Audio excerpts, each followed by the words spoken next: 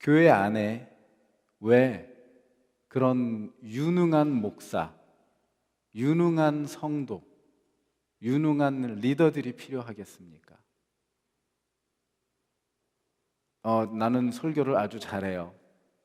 나는 때로는 능력이 있어서 성도를 위해서 손을 얹고 기도하면 바로바로 치료가 되고, 나는 우리 교회에 있어서 없어서는 안 될 중요한 사람이에요. 내가 없으면 찬양단도 잘 안 되고, 성가대도 잘 안 되고, 각 부서도 잘 안 돌아가고. 왜 그런 리더가 교회 안에 필요할까요? 자부심을 가지고 자랑하라고 그런 리더가 과연 교회 안에 필요할까요?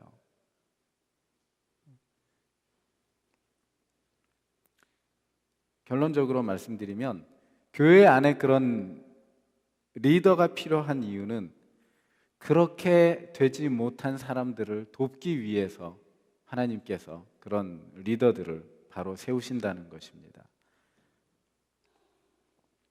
성경 신약에는 바리새인도 나오고 서기관도 나오고 제사장도 나옵니다.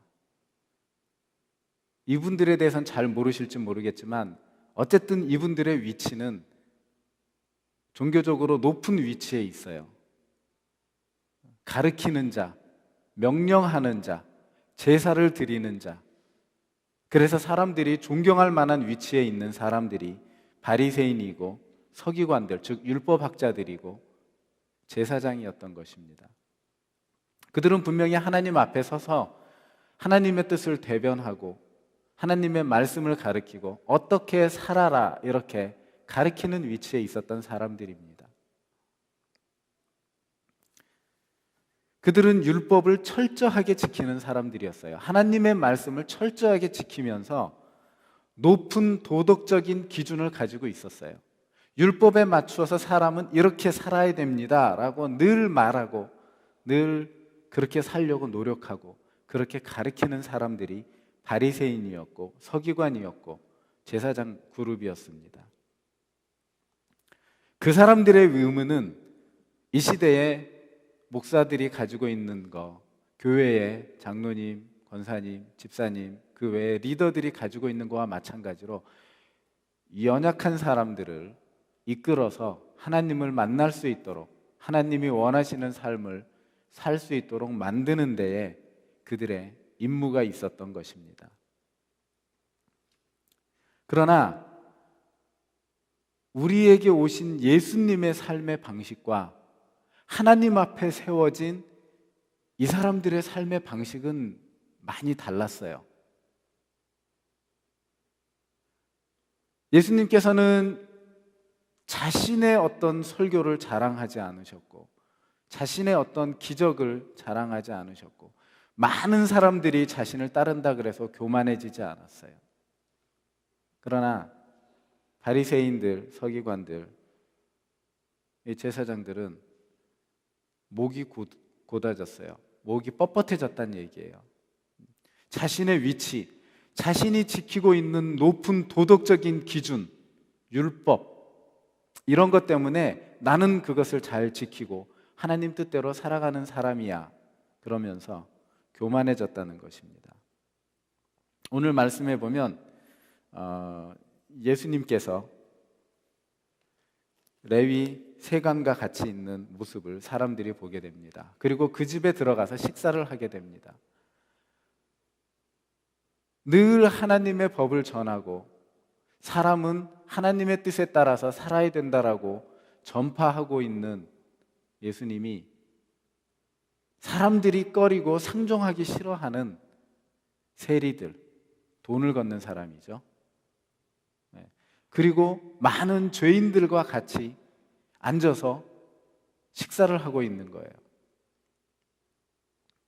그 모습을 바리새인이나 이런 제사장 그룹에서 바라볼 때 좋게 보이진 않겠죠. 우리가 어떻게 하나님 앞에서 살아야 되는데 저런 죄인들을 멀리하고 그들과 어울리지 말고 우리는 하나님만 바라보고 하나님이 원하시는 법에 따라서 하나님이 주시는 계명에 따라서 그렇게 우린 도덕적으로 높은 율법을 지키면서 그렇게 살아야 되는데, 하나님의 아들이라고 이야기하면서 어떻게 저 사람은 죄인들과 저렇게 어울려서 음식을 같이 먹고 그들의 친구가 되어질 수 있을까? 그런 이야기들을 했습니다. 예수님이 이 땅에 오셔서 말씀을 전하는 것과 어떤 면에서 바라볼 때 예수님이 어울리는 실제 행동은 이렇게 좀 반대가 되듯이 분명히 보일 수도 있어요. 왜냐하면 그 시대의 율법은, 하나님의 법은 죄인들과 어울리도록 율법을 주고 있지 않아요. 죄인들은 정죄를 해야 되고, 죄인들은 나무래야 되고, 내가 그 죄인들과 물들까 봐 멀리 해야 되는 그런 율법의 습관들을 가지고 있었던 것입니다. 그래서 바리새인과 서기관들과 제사장들은 예수님을 비난했어요. 저 사람은 죄인의 친구구나. 죄인들과 같이 어울리는 그런 사람이었구나. 그런 식으로 예수님을 비난했던 것입니다. 그러나 우리는 결론적으로 알고 있어요. 바리새인과 서기관들이 얼마나 교만한 사람들이었는지, 얼마나 그들의 삶 자체가, 말은 높은 도덕적인 기준으로 말을 하지만 삶 자체가 올바른 삶을 살지 않고 있었는지, 이 시대에 우리는 성경을 보면서 다들 잘 알고 있습니다. 가끔 저의 아픈 마음을 위로하는 성도가 있어요. 목사님 누구 때문에 되게 힘드시죠? 진짜 힘들어요. 마음고생을 할 때가 있어요. 목사라고 늘 천국의 길만 걷는 게 아닙니다, 여러분. 천국을 바라보면서 살지만 마음의 고통이 있을 때도 분명히 있어요. 그런 마음을 위로해주는 성도들이 있습니다.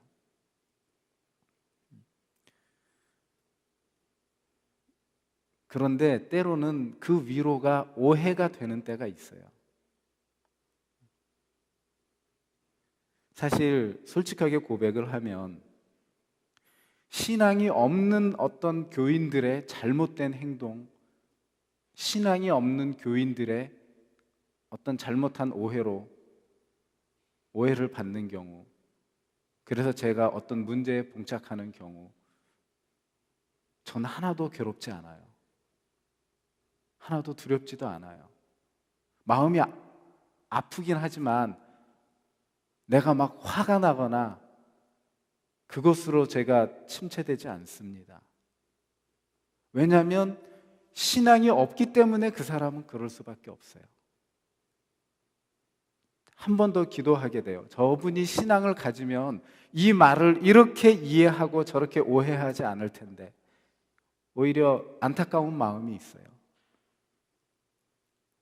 그런데 제 마음을 진짜 아프게 하는 것은요, 신앙이 있는 성도가 그 신앙 없는 성도를 저에게 와서 비난하면서, 목사님 저 친구 때문에 힘드시죠? 그럼 저는 이렇게 얘기하고 싶어요. 당신 때문에 더 힘들어요. 나는 그 사람을 안아줄 수 있고 사랑할 수 있는데 당신은 왜 그 사람을 비난하십니까? 난 당신 때문에 힘들어. 이렇게 얘기를 하고 싶어요. 제가 진짜 힘든 건요, 믿음이 있고 앞에 선 리더들, 저를 돕겠다고 제 옆에 서 있는 분들이 저를 이해하고 위로한다는 말로 다른 사람을, 신앙 없는 사람의 행동을 비난할 때, 그때 제가 제일 힘들어요. 어떻게 설명할 길이 없어요. 안타깝기도 해요.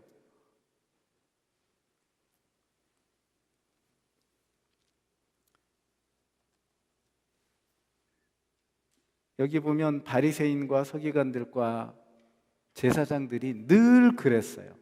하나님 앞에 서 있다고 생각을 했지만 하나님의 높은 도덕적인 기준으로 제대로 된 삶을 살고 있다고 그들은 생각했지만 그들이 하는 것은 늘 그들이 돌보고 그들에게 맡겨진 사람들을 비난하는 일만 했던 거예요. 그런데 예수님은 어떻게 하셨나요? 그들이 비난하는 사람들과 예수님은 친구가 되어 주셨어요. 그들과 어울려서 예수님이 죄인이 된 게 아니라 죄인인 그들을 하나님의 품으로 이끄는 그런 일을 하기 위해서 예수님은 죄인들의 친구가 되어 주셨다는 것이에요. 그러나 그 시대의 종교 지도자들은 우리는 저런 죄인들과는 하나가 될 수가 없어. 우리는 하나님을 바라보고 살아야 돼.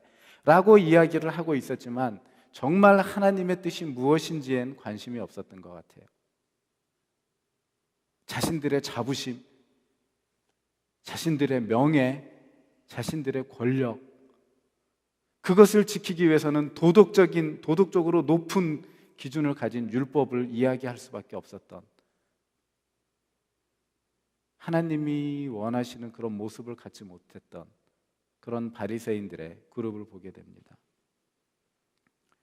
제가 처음에 말씀드렸어요. 저도 목사로서 설교도 좀 잘하고 싶고 성도도 많아서 막 좀 이렇게 어디 가서 임암남 목사 얘기하면 그 목사님 하고 알아줬으면 좋겠고, 그냥 막 기도하면 기적이 일어나서 사람들이 막 몰려드는 그런 목사가 됐으면 좋겠다는 생각도 갖긴 해요. 솔직한 얘기입니다. 그러나 예수님은 어떻게 사역을 하셨는가를 바라보면 그런 생각을 가지고 그런 비전을 자꾸 꿈꾸는 이 목사의 생각이 때로는 부끄러울 때가 있어요. 주님 앞에서. 이러면 내가 바리새인처럼 되는 거 아닌가? 서기관처럼 되는 거 아닌가? 율법학자가 되는 게 아닌가?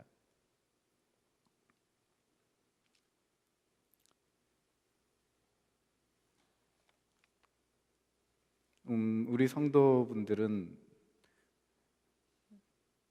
제가 이렇게 바라보는 시각에 있어서는 하나님이 왜 오늘 이 설교를 하게 하셨는지는 모르겠지만 별로 이렇게 많은 적용이 안 되는 것 같아요.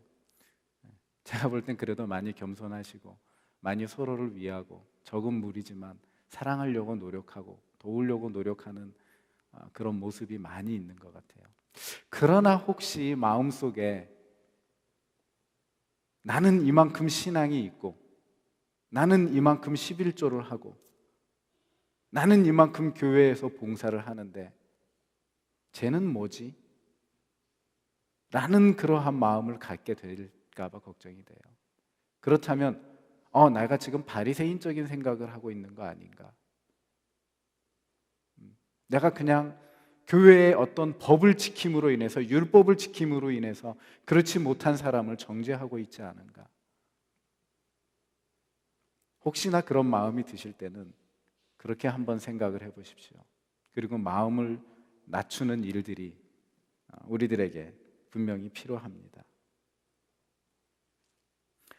우리는 예수님을 따라 예수님을 본받는 그런 신앙생활을 하려고 다들 목표를 세우고 노력하고 있습니다. 우리의 목표는 예수님이에요. 우리의 목표는 떵떵거리고 명예를 가졌던 율법학자가 아니에요. 우리의 신앙의 목표는 하나님의 아들이시지만 죄인을 구하기 위해서 이 땅에 오신 예수님이 목표, 우리의 본받을 부점이시고 십자가에 달리시고 우리를 위해서 죽으셨던 예수님이 우리 신앙생활의 본받을 우리의 신앙의 방향입니다. 그러나 안타깝게도 많은 부분들에 있어서 바리새인의 그 영광과 명예와 위치와 도덕적 기준을 어쩌면 우리 자신도 모르게 부러워하고 자꾸만 우리가 그렇게 세워지려고 그만큼 인정받으려고 하는 마음의 구석에 작은 생각들이 일어날지 모르겠어요. 우리의 뒤를 우리가 한번 반드시 돌아볼 필요가 있습니다. 우리는 더 예수님을 바라볼 때 더욱더 끊임없이 겸손해져야만 하는 것입니다. 사실 우리는 아무것도 아니잖아요.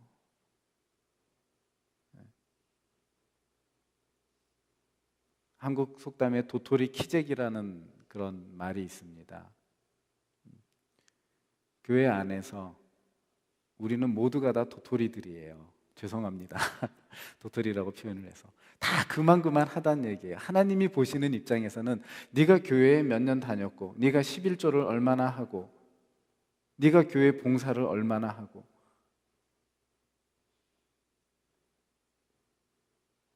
그걸 다 계산하셔서 이만큼 했지, 너는 이렇게 했지 그래서 포인트를 내서 이렇게 쫙 차트를 만드시는 분 분명히 아니세요. 그리고 이 차트를 봐. 너는 이만큼 했으니까 난 너에게 이만큼 복을 줄 거고, 너를 내가 이만큼 사랑할 거고, 너를 내가 이만큼 아낄 거야. 그러면서 그렇지 못한 사람들은 니네는 별거 없어, 이렇게 하시지 않는 분이라는 거예요. 주님이 보실 때 우리 모두는 다 똑같아요. 11조를 하는 사람이든 11조를 안 하는 사람이든, 찬양단을 열심히 섬기는 사람이든 조금 게을르게 섬기는 사람이든, 기도를 많이 하는 사람이든 기도를 조금 하는 사람이든, 물론 열매는 다르겠지만 하나님이 사랑하시는 사랑은 똑같다는 거예요. 물론 열매는 분명히 달라요, 여러분. 열매는 같지 않습니다. 그러나 하나님이 사랑하시는 사랑은 똑같아요. 열심히 하나님께 봉사하고 충성하시면 하나님이 주시는 귀한 열매들을 분명히 맺히실 겁니다. 그러나 그 열매가 교만이 아니에요. 내 자랑이 아니에요. 자꾸 내 교만과 자랑의 열매를 맺히려고 하려면요, 다른 사람을 사랑할 수가 없고 인정할 수가 없어요. 왜냐하면 다른 사람이 못해야 내가 인정을 받으니까. 그러나 하나님은 그렇지 않습니다. 다 똑같이 사랑하시고 오히려 때로는 죄인들을 더 안타까워하시는 분이 하나님이세요. 그래서 예수님께서 말씀하셨습니다. 내가 의인을 부르러 이 땅에 온 것이 아니라 죄인을 부르러 왔다. 나는 죄인의 친구가 맞다. 나는 죄인이 되려고 이 땅에 왔다. 왜? 너희들의 죄를 위해서 내가 대신 뒤집어 쓰고 내가 죄인이 되려고 온 거 맞다.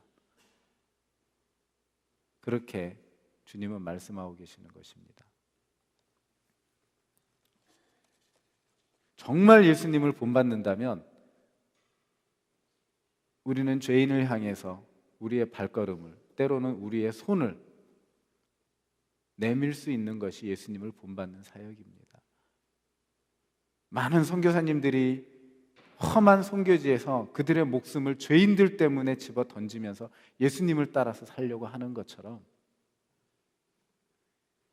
정말 내가 교회 안에서 예수님을 사랑하고 남들과 다른 모습으로 예수님을 표현하고 신앙생활을 하려고 하는 사람들은 죄인과 가까이 있는 사람들이에요.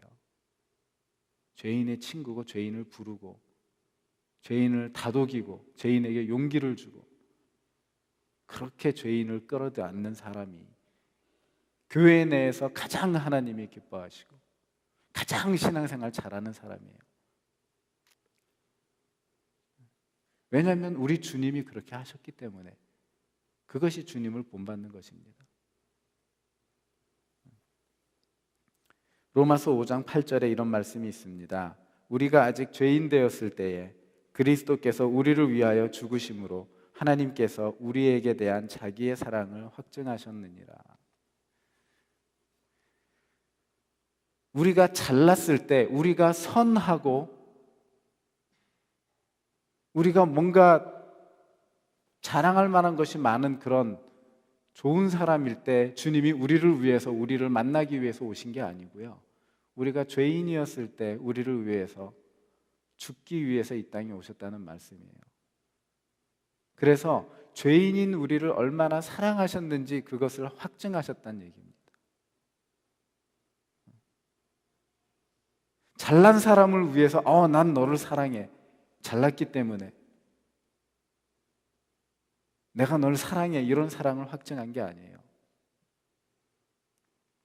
못난 죄인들을 위해서 내가 너를 사랑해 하고 죽어주심으로 얼마나 죄인들을 사랑하셨는지 확증하셨다는 것입니다. 그래서 기독교는 사람들이 어렵다고 이야기하는 것 같아요. 같은 부류끼리 모여서 같이 사랑하고, 좀 나와 좀 격이 다른 사람들은 좀 내가 멀리하고, 교회 안에서도 어떤 층이 있어가지고 하이 클래스와 좀 그렇지 않은 클래스가 좀 나누어지고, 그렇게 우리들끼리 뭐 즐겁게 행복하게 살면 신앙생활이 뭐가 어렵겠습니까? 그 신앙생활은 누구나 다 할 수 있을 것 같아요. 그러나 신앙생활은 그것이 아니죠. 나와 다른 사람, 내가 정죄할 수 있는 사람, 때로는 나를 모함하는 사람, 이런 사람들까지 다 끌어안고 함께 가야 되는 것이 바로 교회고 바로 신앙생활이라는 것입니다. 저는 저희 교회 분위기가 다른 교회들보다 더 사랑이 있다고 생각을 해요. 저만 그렇게 느끼나요? 제가 목사라 그렇게 느끼나요? 저는 그렇게 느껴요. 그러나 예수님이 죄인을 사랑하셨던 것처럼 과연 우리가 사랑하고 있는가라고 반문해 봤을 때 저는 자신이 없어요. 여러분들은 자신 있으십니까? 저는 자신이 없어요. 정말 이 일에 자신이 있으시면 다음 주부터 설교를 하셔도 돼요. 왜냐하면 자신 없는 저도 설교를 하니까. 정말 예수님처럼 죄인들의 친구가 되어지고 내가 이해할 수 없는 사람을 끌어안고 사랑하고 살고 있고 그렇게 그들을 위해서 기도하고 있는지, 우리 교회가 과연 거기까지 가고 있는지, 조금 더 예수님을 본받기 위해서는 우리가 이제 그곳을 한번 바라봐야 된다고 생각을 해요.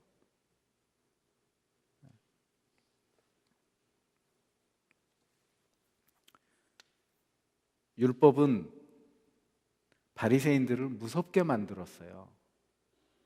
한때 십자군 전쟁이 있었습니다. 예수님을 믿지 않으면 모든 사람을 그냥 무참히 살해하는, 어떻게 하나님의 말씀으로 율법으로 가난한 사람들을, 힘없는 사람들을 그렇게 무참하게 셀 수 없이 많은 피를 흘리는 그런 건 짓이에요. 그렇죠? 그런 짓을 할 수 있을까요? 그것이 과연 하나님이 원하셨던 길이었을까요?